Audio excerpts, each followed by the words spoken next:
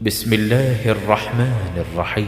السلام علیکم ناظرین، آپ نے موت کے بعد جاری نیک اعمال کے بارے میں سنا ہوگا، لیکن کیا آپ نے موت کے بعد جاری گناہوں کے بارے میں سنا ہے؟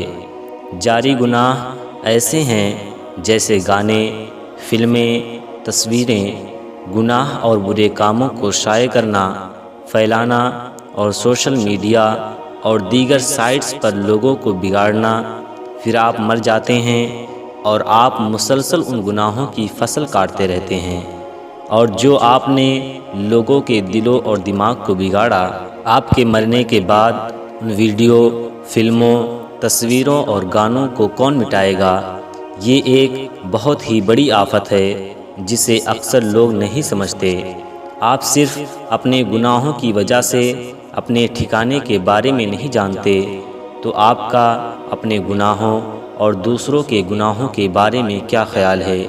صالحین میں سے ایک قول ہے، انسان کی خوش قسمتی میں سے یہ ہے کہ انسان وفات پاتا ہے تو اس کے ساتھ اس کے گناہ بھی وفات پا جاتے ہیں۔